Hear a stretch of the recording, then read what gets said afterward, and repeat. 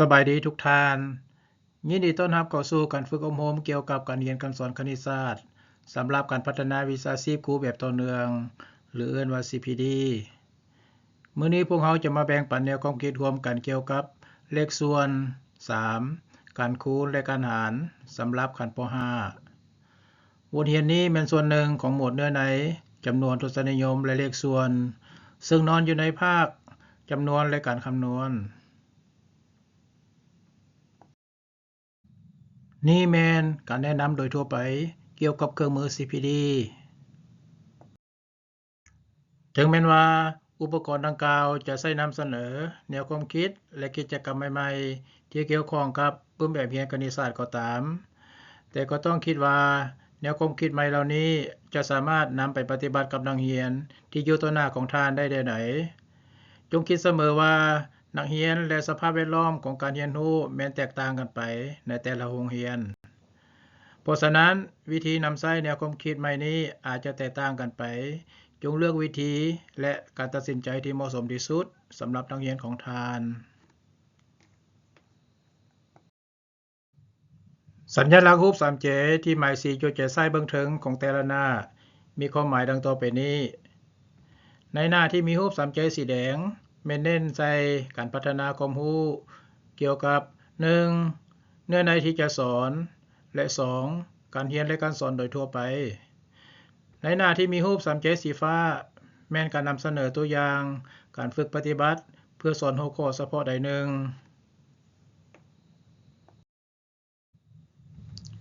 นักเรียนจะดีใจและประหลาดใจ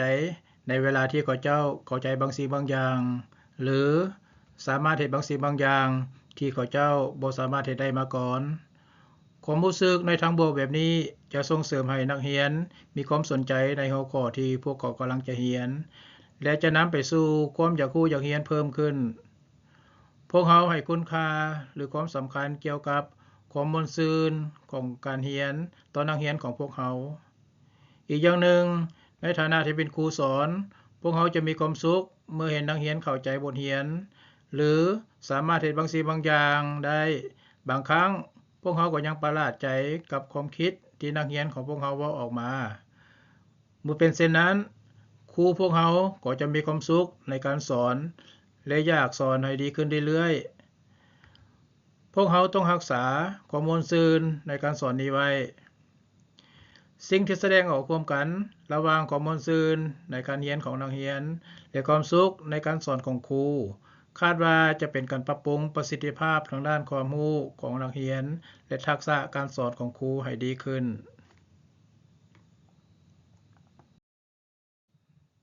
จุดประสงค์ของบทเรียน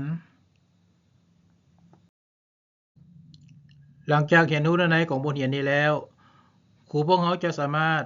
ดำเนินการสอนเกี่ยวกับการคูณและการหารเลขส่วนเพื่อให้มีความเข้าใจถูกต้องในการคิดไล่ดำเนินการสอนโดยรูปแบบเอานักเรียนไปใจกลางที่ส่งเสริมให้นักเรียนคิดอย่างมีอิสระและพัฒนาทักษะของพวกเขาถึงแม้ว่าจะเป็นการนำเสนอแนวความคิดใหม่ก็ตามบัดนี้มาเริ่มบทเรียนนี้นำกันเลยก่อนอื่นพวกเรามาพิจารณาถึงความสัมพันธ์ของเนื้อในบทเรียนในวิดีโอนี้ประกอบมีเนื้อในของบทที่5ของขั้นป .5 และรวมมีความสัมพันธ์เกี่ยวกับจำนวนทศนิยมและเลขส่วนที่ต่อเนื่องมาจากขั้นป .3 นักเรียนได้เรียนมาแล้วเกี่ยวกับการบวกและการลบระหว่างเลขส่วนที่มีพูดคือกันและต่างกันบทเรียนนี้จะเน้นหนักใส่การคูณและการหารระหว่างเลขส่วนซึ่งเกี่ยวข้องกับการคูณและการหารของ3เลขส่วนและการคูณและการหารของเลขส่วนจำนวนทศนิยมและจำนวนถ้วนผสมกัน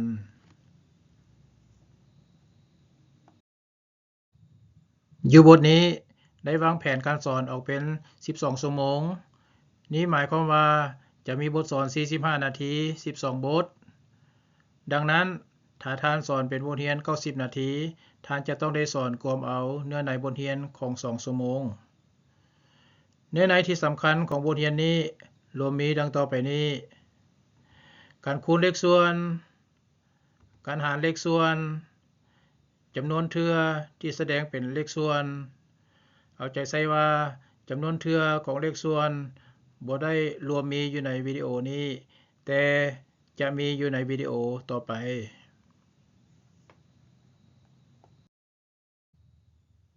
พวกเรามาเก็บความพร้อมนำกันก่อน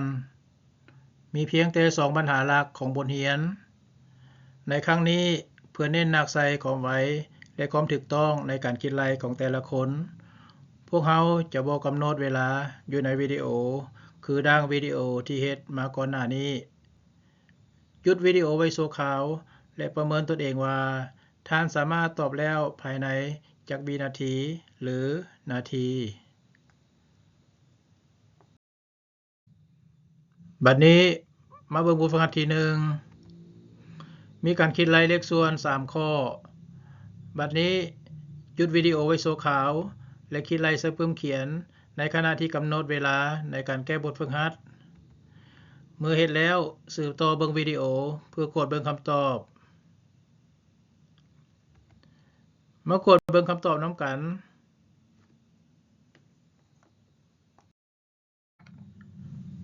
ข้อที่1แม่นในของขั้นป.3 เนื่องจากว่าเลขส่วนที่มีพูดคือกันแม่นเอามาบวกใส่กันพูดประไว้คือเก่าบ่เปลี่ยนแปลงและจำนวนพูดแม่นเอามาบวกใส่กันในกรณีนี้พวกเราคิดเอา 1/5 เป็นหูหน่วยวัดแทรกและพิจารณาในรูปแบบมี 1/5 จักเทื่อข้อที่2แม่นในของขั้นป.4 เนื่องจากว่าเป็นการบวกเลขส่วนที่มีพูดต่างกันเข้าใส่กันการคิดไล่นี้แม่นจะเฮ็ดหลังจากการขึ้นพูดรวมมี2วิธีที่จะแสดงคำตอบเป็นเลขส่วนเกินหรือเป็นเลขส่วนผสมถ้าจะสืบต่อคิดไล่มันจะง่ายกว่าที่ใช้เลขส่วนเกิน16/15ในทางตรงกันข้ามมันจะเข้าใจขนาดของเลขส่วนง่ายกว่าโดยนำใช้เลขส่วนผสม1และ 1/15 แบบใดก็ถูกตามหลักการคณิตศาสตร์ข้อที่3แม่นในของขั้นป.5 ในบทนี้นักเรียนจะเรียนรู้ถึงการคิดไล่การคูณเลขส่วนแม่นการคูณพูดใส่พูดและจำนวนพูดใส่จำนวนพูด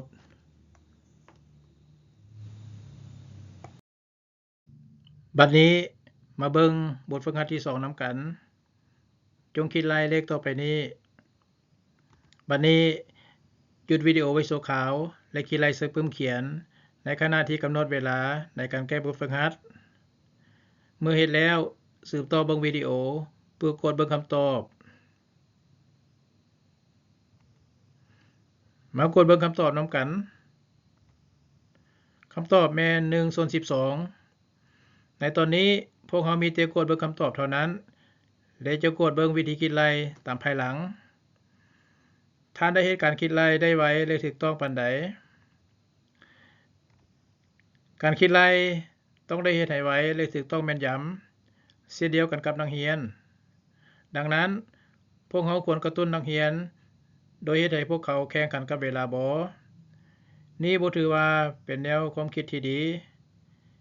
นี่ก็ย้อนว่านักเรียนผู้ที่เรียนคณิตศาสตร์บ่เก่งอาจจะมีความรู้สึก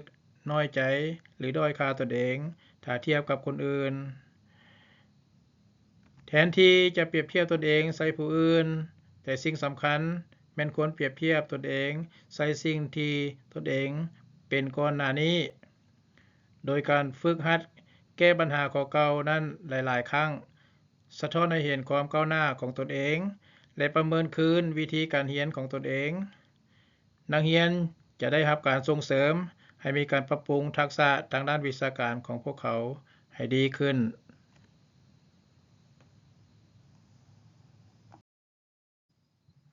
การสนทนาพิจารณาว่าการฝึกอบรมวิชาการพัฒนาวิชาชีพครูแบบต่อเนื่องหรือ CPD คาดว่าจะจัดขึ้นในขั้นโรงเรียนผู้เข้าร่วมทุกคนจะได้ปรึกษาหารือใน2เนื้อในให้หยุดวิดีโอไว้ชั่วคราวสำหรับแต่ละเนื้อใน ดำเนินการสนทนาและกลับมาเบิ่งวิดีโอเมื่อการสนทนานั้นสิ้นสุดลงนี่แม่นเนื้อในทำอิฐ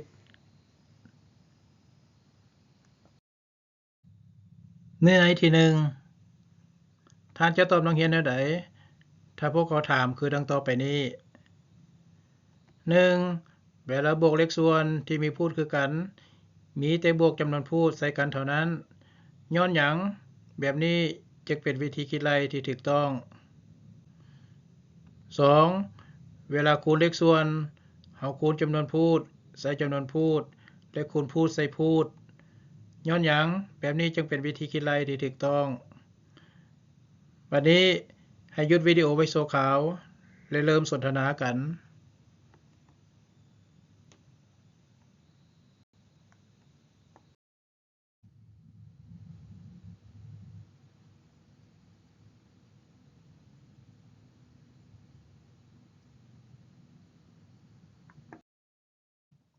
หลังจากสนทนาเนื้อในที่1พวกเขาจะสืบต่อท่านคิดได้บ่ว่าจะอธิบายแบบใดให้นักเรียนเข้าใจให้ดีถ้าครูบอกนักเรียนเพียงแต่วิธีการคิดไล่เหล่านี้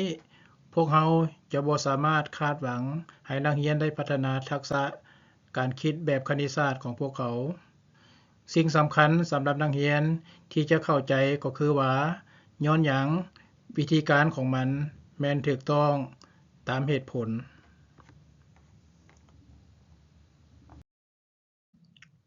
การอธิบายการบวกเลขส่วนดังต่อไปนี้แม่นได้เรียนมาแล้วในขั้นป. 3การคิดเอา1ส่วน5เป็นหัวหน่วย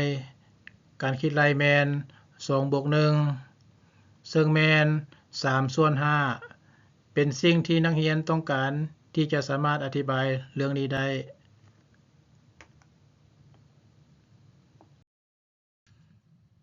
สำหรับการคูณเลขส่วนให้เบิ่งวิดีโอนี้ในการอธิบายละเอียดว่าย้อนหยังวิธีการคิดไล่นี้จึงถูกต้อง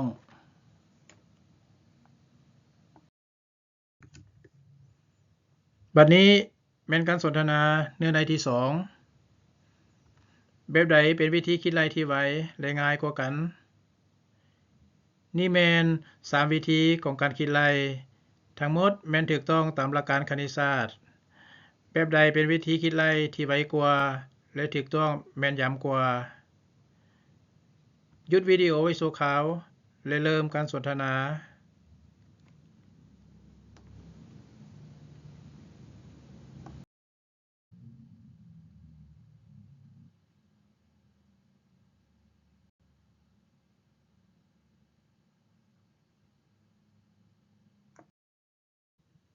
จากนั้น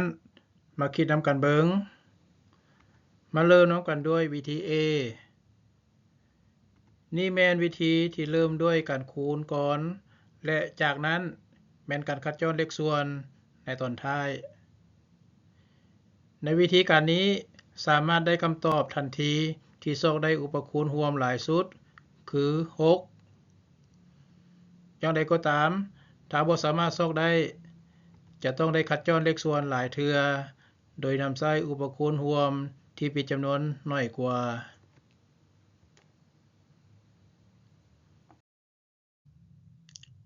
ต่อไปแม่นวิธี B ท่านอาจจะคุ้นเคยกับวิธีการแบบนี้แล้ววิธีนี้แม่นจะแบ่งแต่ละจำนวนให้เป็นจำนวนมูลและจากนั้นดำเนินการคัดย้อนเลขส่วนวิธีนี้แม่นเข้าใจง่ายแต่คาดว่ามันอาจจะสิ้นเปลืองเวลาเนื่องจากว่ามันใช้เวลาในการแบ่งจำนวนให้เป็นจำนวนมูลสุดท้ายนี่แม่นวิธี C วิธีนี้พวกเขาคัดย้อนเลขส่วน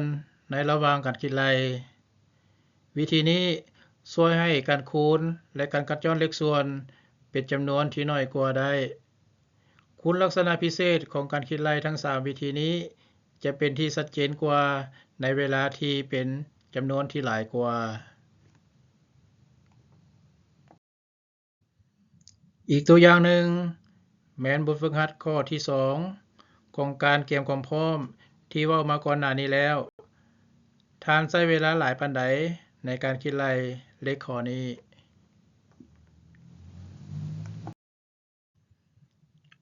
โดยการนำใช้วิธี A พูดของมันแมน504ซึ่งมันค่อนข้างเป็นจำนวนหลาย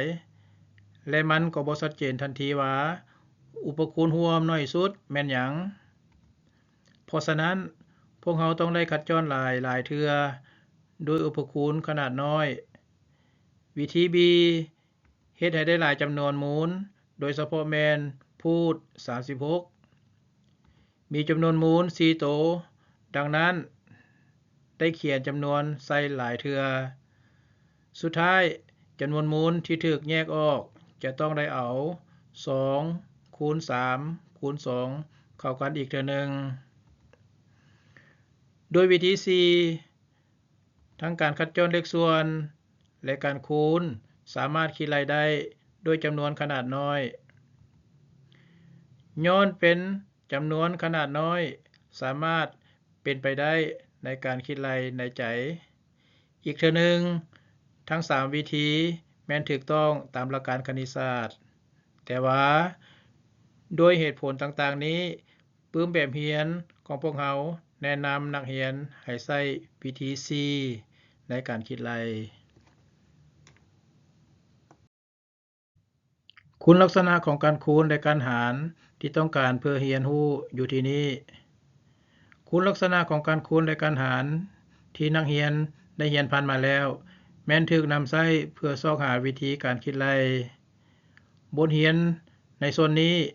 แม้นทวนคืนคุณลักษณะเหล่านี้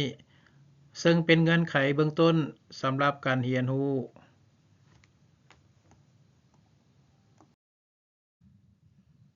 คุณลักษณะของการคูณที่ต้องการแม้นคือดังต่อไปนี้ในการคิดไล่การคูณถ้าพวกเราคูณตัวตั้งคูณด้วย a และตัวคูณด้วย b ผลคูณจะเป็น a คูณ b เพราะฉะนั้นการหารผลคูณให้ a คูณ b จะได้ผลคูณของการคูณเบื้องต้นเอาแบบนี้เป็นตัวอย่างของการคิดไล่ 2.45 คูณให้ 1.3 คูณ 2.45 ให้100และ 1.3 ให้10ผลคูณแม่น245คูณ13ซึ่งแม่นการคิดไล่จำนวนถ้วนถึงอย่างใดก็ตามย้อนว่าผลคูณแม่นหลายกว่า100คูณ10เทื่อหารผลคูณด้วย100คูณ10ได้ผลคูณของการคิดไล่เบื้องต้นในการคูณเลขส่วน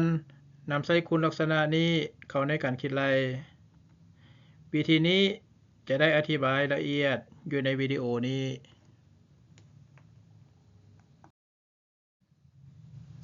คุณลักษณะของการหารที่ต้องการแม้นคือดังต่อไปนี้ในการคิดไล่การหารการคูณตัวตั้งหารและตัวหารโดยจำนวนเดียวกันผลหารจะบ่เปลี่ยนแปลงเอาแบบนี้เป็นตัวอย่างของการคิดไล่ 3.75 หารให้ 2.5 การคูณ 3.75 ด้วย100และยังคูณ 2.5 ด้วย100จากนั้นหาร375ให้250ซึ่งเป็นการคิดไล่จำนวนถ้วนถึงแม้นว่าจะเป็นแบบนั้นผลหารยังเหมือนเดิมดังนั้นพวกเราสามารถปรับไว้แบบนั้นในการหารเลขส่วนนำใช้คุณลักษณะของการคิดไล่แบบนี้จะได้อธิบายละเอียดอยู่ในวิดีโอนี้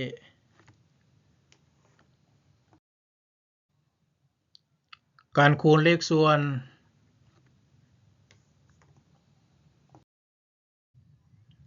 การเรียนเกี่ยวกับการคูณเลขส่วนเริ่มต้นด้วยเลขส่วนคูณเลขส่วนก่อนอื่นให้นักเรียนได้เรียนรู้ความหมายของการคูณเลขส่วนก่อนบัดนี้มาคิดหาวิธีว่าจะดำเนินการสอนในห้องเรียนโดยวิธีใดนี่แม่นปัญหาหลัก อยู่ในบัตร9ที่1นี่แม่นปัญหาที่สามารถคิดไล่โดยใช้การบวกเลขส่วนที่ได้เรียนผ่านมาแล้วอยู่ในขั้นป .3 จากปัญหาและแผนวาดแสดงนักเรียนสามารถซอกได้ว่าคำตอบแม่น6/5เพราะฉะนั้นอยู่ในบทเรียนนี้นักเรียนรู้สึกสบายใจเพราะว่าพวกเขารู้คำตอบแล้วและจะเรียนรู้วิธีอื่นในการคิดไล่เช่นการคูณมาคิดหาวิธีในการแก้ปัญหานี้นอกเหนือจากการบวกทำอิฐให้เขียนประโยคสัญลักษณ์และค้นคิดเกี่ยวกับปัญหานี้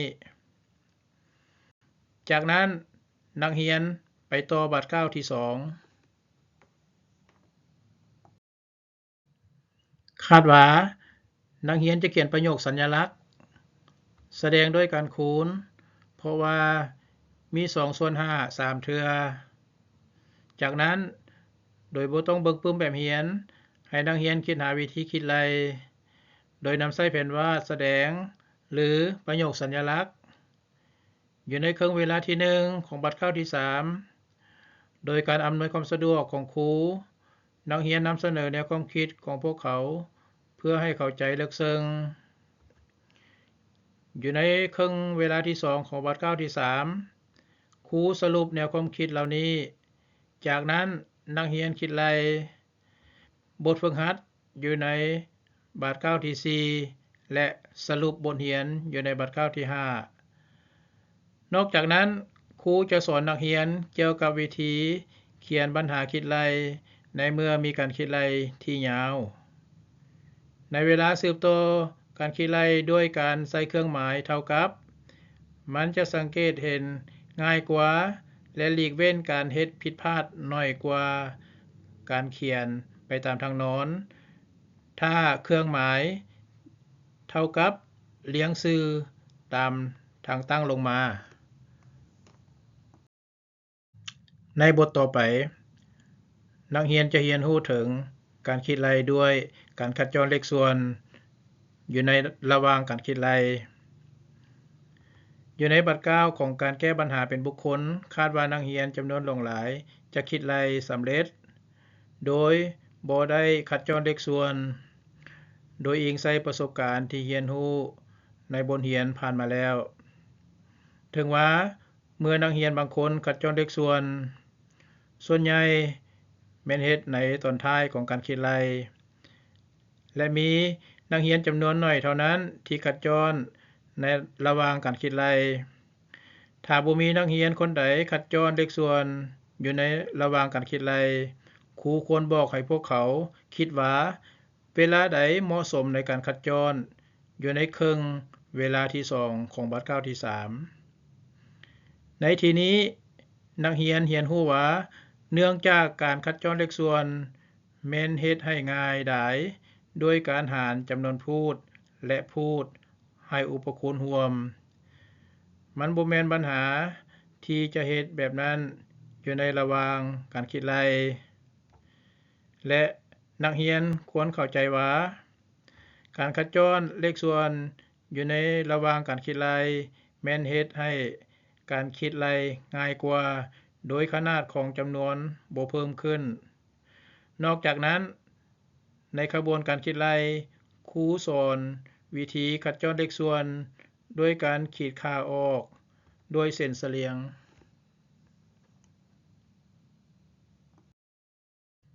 อยู่ในบทฝึกหัดนักเรียนฝึกเฮ็ดการคัดจรเลขส่วนอยู่ในระหว่างการคิดไล่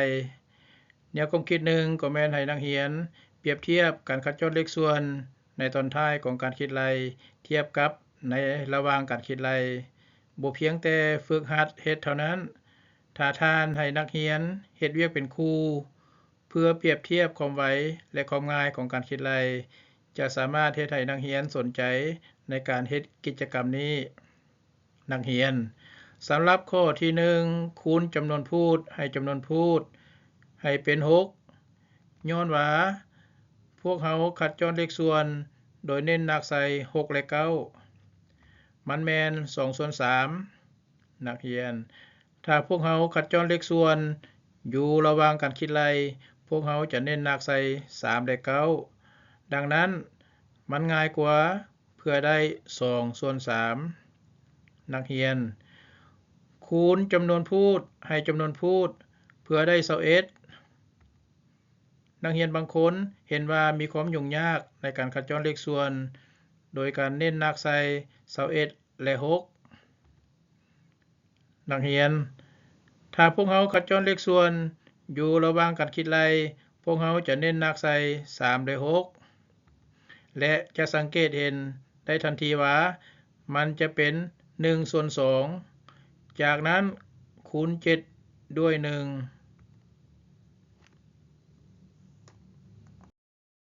นักเรียน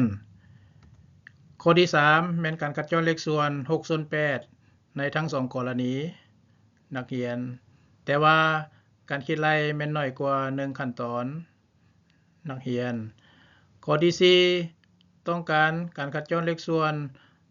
56ส่วน12ดังนั้นนักเรียนหลายคนบ่สามารถคิดไล่ได้ทันทีย้อนว่าจำนวนพูดหลายเกินไป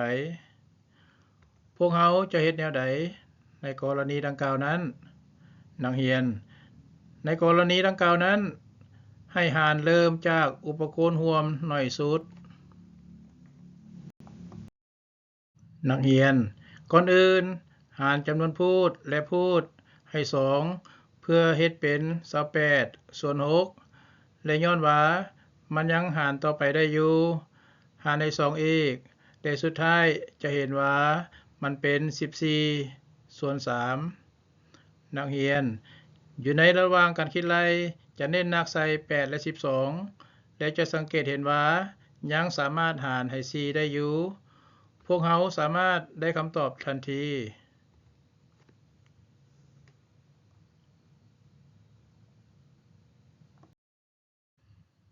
นักเรียน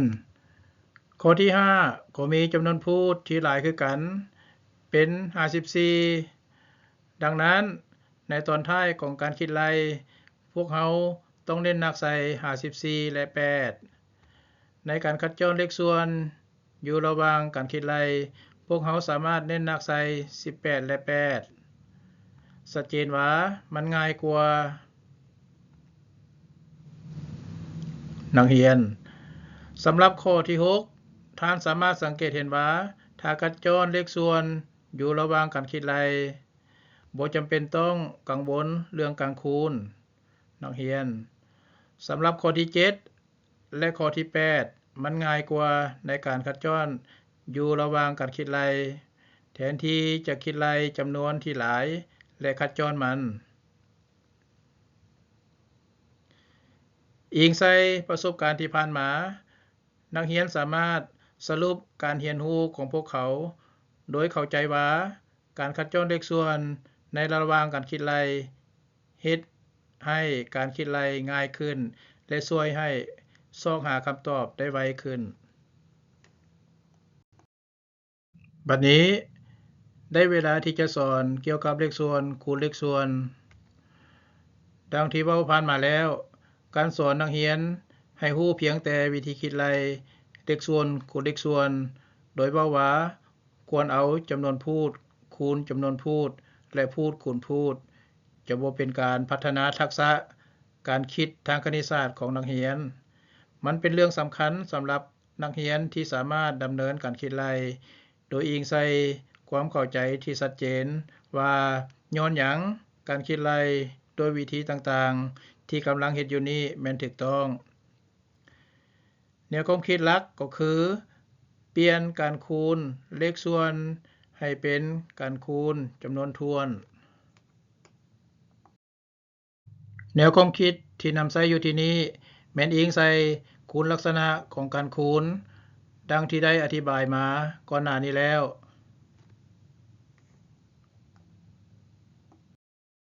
บัดนี้มาพิจารณาการสอนเกี่ยวกับวิธีคิดไล่4ส่วน5คูณ2ส่วน3นี่เป็นตัวอย่างของการสอนที่ดึงเอาแนวความคิดของนักเรียนออกมานักเรียนเพื่อเปลี่ยนการคูณเลขส่วนให้เป็นการคูณจำนวนถ้วน ข้อยสามารถเฮ็ดหยังได้แดนักเรียนคูณ4ส่วน5ให้5เพื่อเปลี่ยนเลขส่วนให้เป็นจำนวนถ้วนจะดีบ่นักเรียนโอเคดังนั้น5และ5สามารถเฮ็ดการคัดจรเลขส่วนดังนั้นจำนวนพูด4เหลือไว้เป็นจำนวนถ้วนนักเรียนแต่เนื่องจากว่า4ส่วน5แม่นถูกคูณด้วย5ขนาดของคำตอบก็ถูกคูณให้5เช่นกันนักเรียนถ้าพวกเราหารให้5ต่อไปขนาดของมันก็ยังคือเก่านักเรียนฉะนั้นพวกเราควรเฮ็ดแนวใดกับ2ส่วน3นักเรียนการคูณ2ส่วน3ด้วย3เพื่อเปลี่ยนเป็นจำนวนถ้วนนักเรียนจากนั้น3และ3สามารถเฮ็ดการคัดจรเลขส่วนดังนั้นจำนวนพูด2เหลือไว้เป็นจำนวนถ้วนนักเรียนแต่ว่าขนาดของคำตอบก็ถูกคูณด้วย3เช่นกันพวกเราต้องการหารให้3ต่อไปนักเรียนดังนั้นรวมแล้วพวกเราต้องหารให้5คูณ3ต่อไปนักเรียนทำอีกแม่นการคูณเลขส่วนบัดนี้เป็นการคูณจำนวนถ้วน4คูณ2แต่ว่าพวกเราต้องหารให้5คูณ3ต่อไปนักเรียนบัดนี้มาแสดงแบบนี้เป็นประโยคสัญลักษณ์ให้ละเอียดประโยคสัญลักษณ์ที่หารให้5คูณ3เป็นลักษณะแบบนี้และการเฮ็ดให้ง่ายขึ้นในการคิดไล่เป็นลักษณะแบบนี้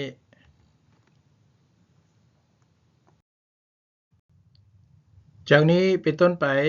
ครูจะเริ่มอธิบายกระบวนการของมันเนื่องจากพวกเราบ่คาดหวังจากความคิดของนักเรียนครูอีกอย่างหนึ่งพวกเจ้าจือการเรียนแบบนี้ได้บ่นี่แม่นสิ่งที่พวกเจ้าได้เรียนอยู่ขั้นป .4 เกี่ยวกับความสัมพันธ์ระหว่างจำนวนถ้วนจำนวนทศนิยมและเลขส่วนกรุณาสังเกตให้ดีว่าเนื้อในนี้รวมมีอยู่ในวิดีโอ CPD ปฐมตอนปลาย A35 โดยซื้อแบบเดียวกันดังนั้นสามารถเอามานำใช้เป็นสิ่งอ้างอิงถ้าต้องการครูอยู่ที่นี้พวกเจ้าได้เรียนรู้ว่าการหารสามารถแสดงเป็นเลขส่วนได้โดยนำใช้แนวความคิดนี้จะมีอย่างเกิดขึ้นถ้าพวกเราแสดงการหารนี้เป็นเลขส่วนมันจะเป็นลักษณะแบบนี้จากนั้นมันกลายเป็นการคิดไล่การคูณและพวกเราก็จะได้คำตอบนักเรียนคำตอบของการคิดไล่แม่น8ส่วน15นักเรียนคำตอบของปัญหาคิดไล่แม่น8ส่วน15ตามแมทครูโอเคทุกคนพวกเจ้าได้คำตอบกันแล้วครูบัดนี้ที่จริงแล้วสิ่งที่ครูอยากให้ทุกคนใส่ใจก็คือว่าประโยคสัญลักษณ์อยู่ในบล็อกสีน้ำตาลแม่นเชื่อมต่อกันด้วยเครื่องหมายเท่ากับครูนั่นหมายความว่ามันเท่ากันครูพวกเจ้าสามารถสังเกตเห็นว่าการคูณของ2เลขส่วนที่เป็นการคูณของจำนวนพูดกับจำนวนพูดและพูดกับพูดนี่เป็นวิธีคิดไล่ของการคูณเลขส่วนครูจากนี้ต่อไปบ่จำเป็นเปลี่ยนประโยคสัญลักษณ์ที่พวกเราหาก็เฮ็ดมาแต่ว่าให้คิดไล่โดยกงโดยการคูณจำนวนพูดกับจำนวนพูดและพูดกับพูด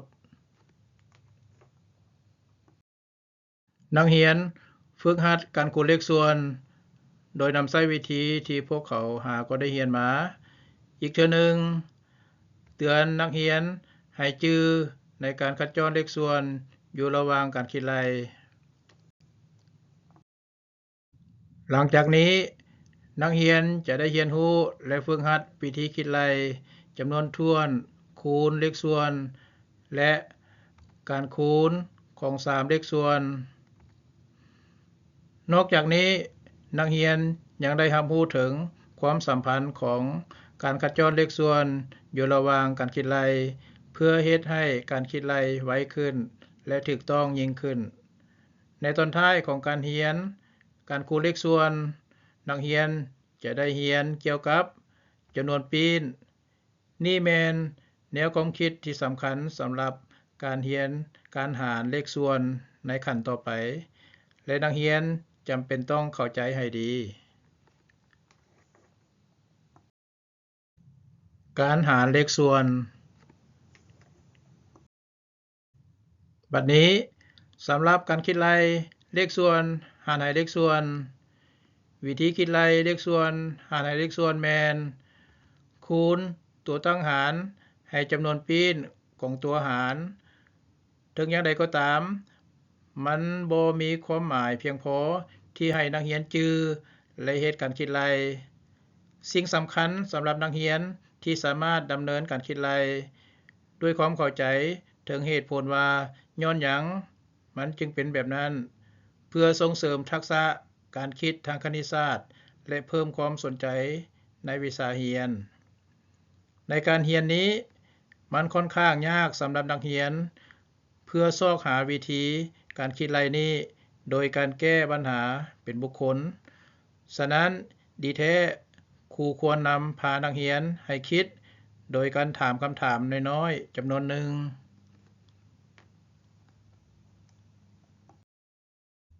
คุณลักษณะของการหารที่นำใช้เข้าในการหาร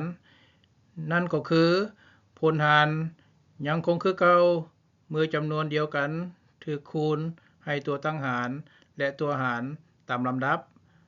บัดนี้มาพิจารณาการสอนนำกันการเรียนดำเนินไปด้วยตัวอย่างการคิดไล่ของ2/5หารให้3/4นักเรียนแบบนี้เบิ่งคือยากหลายข้อยอยากรู้ว่าพวกเราสามารถคิดเป็นการคิดไล่จำนวนถ้วนคือกับพวกเราเฮ็ดกับการคูณได้หรือบ่คาดว่านักเรียนบางคนสามารถคิดโดยวิธีนี้ย้อนว่าพวกเขามีประสบการณ์ในการคูณเลขส่วนกับจำนวนใดหนึ่งมาแล้วด้วยการเปลี่ยนเลขส่วนให้เป็นการคิดไล่จำนวนถ้วนจากนั้นครูนำพานักเรียนคิดครูพวกเจ้าสามารถนำใช้การคูณจำนวนเดียวกันสำหรับตัวตั้งหารและตัวหารที่บ่เฮ็ดให้คำตอบเปลี่ยนแปลง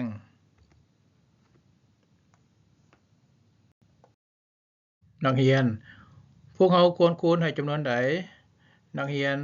พวกเราจะคูณด้วยจำนวนถ้วนหรือเลขส่วนบ่ครูจะเป็นแนวใดถ้าหากคูณด้วยเลขส่วนจำนวนใดหนึ่งและเพื่อเปลี่ยนตัวหารเป็น1นักเรียนโอ้ข้อยรู้สึกสับสนขึ้นเรื่อยๆนักเรียนมาคิดหาเลขส่วนที่สามารถเปลี่ยนตัวหารเป็น1นักเรียนเลขส่วนที่เปลี่ยนจาก3/4เป็น1แม่นนักเรียนมันเป็นจำนวนปีนนักเรียนนั่นหมายความว่าพวกเราคูณด้วย4/3นักเรียนถ้าบิดคูณตัวตั้งหารให้4/3นักเรียนต่อมาคูณตัวหารให้4/3นักเรียนจากนั้นเฮ็ดการคัดจรเลขส่วนนักเรียนแล้วตัวหารเปลี่ยนเป็น1นักเรียนถึงว่าพวกเราหารให้1จำนวนก่อนหน้านั้นยังคือเก่านักเรียนเพราะฉะนั้นเอาตัวตั้งหาร คูณให้จำนวนปีนของตัวหารนักเรียนน่าแปลกใจมันเป็นการหารเลขส่วนแต่ว่ามันได้เปลี่ยนมาเป็นการคูณเลขส่วนจากนั้นครูจะเริ่มสรุปวิธีการคิดไล่ที่ได้เฮ็ดมาครูสิ่งที่ครูอยากให้เอาใจใส่แมนในขอบเขตที่อ้อมด้วยขอบสีเขียวครูบัดนี้ข้อยจะเอามาวางต่อใส่ข้างกันครูเจ้าสังเกตเห็นอย่างแดนักเรียนมันเท่ากันนักเรียนมันแม่นการหารแต่ว่ามันเปลี่ยนเป็นการคูณนักเรียนมันถูกคูณด้วยจำนวนปีนของตัวหารนักเรียนดังนั้นเพื่อหารเลขส่วนพวกเราเพียงแต่คูณด้วยจำนวนปีนของตัวหารครูจะให้นักเรียนเปิดปึ้มแบบเรียนเพื่อยืนยันวิธีดำเนินการหารและครูจะบอกให้นักเรียนครูจากนี้ไปพวกเราบ่ต้องเปลี่ยนประโยคสัญลักษณ์ที่พวกเราหาก็เฮ็ดมาแต่ว่าให้คูณตัวตั้งหารด้วยจำนวนปีนของตัวหารใส่กันโดยกงนักเรียนจะสิ้นเคยกับการหารโดยผ่านการเฮ็ดบทฝึกหัดนักเรียนบางคนอาจสับสนการหารที่มีการคูณดังนั้นครูจะต้องได้สังเกตเบิ่งนักเรียนอย่างระมัดระวังเพื่อแน่ใจว่านักเรียนคิดไล่ถูกต้องแล้วบ่และครูก็จะได้ให้คำแนะนำเป็นรายบุคคลตามความต้องการนอกจากนั้นครูยังจะต้องเตือนสตินักเรียนให้รับรู้ว่าการคัดจรเลขส่วนในระหว่างการคิดไล่จะช่วยให้การคิดไล่ได้ไวขึ้นและถูกต้องกว่าในตอนท้ายของบทเรียนนี้นักเรียนจะได้เรียนรู้ว่าเลขส่วนหารในจำนวนทวนหารในเลขส่วนสามารถคิดไล่ได้โดยการเปลี่ยนจำนวนทวนให้เป็นเลขส่วนนอกจากนั้นพวกเขายังเรียนรู้ว่าการคูณและการหารที่เกี่ยวข้องกับเลขส่วนจำนวนทวนและจำนวนทศนิยมแม้นสามารถคิดไล่ได้ทุกเมื่อที่พวกมันถูกเปลี่ยนเป็นเลขส่วน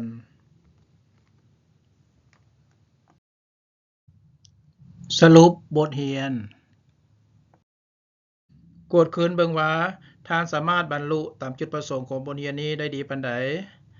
ดำเนินการสอนเกี่ยวกับการคูณและการหารเลขส่วนเพื่อให้มีความเข้าใจถูกต้องในการคิดไล่ดำเนินการสอนโดยรูปแบบเอานักเรียนเป็นใจกลางที่ส่งเสริมให้นักเรียนคิดอย่างมีอิสระและพัฒนาทักษะของพวกเขาถึงแม้ว่าจะเป็นการนำเสนอแนวความคิดใหม่ก็ตามสมเสยจบบทเรียนในภาคนี้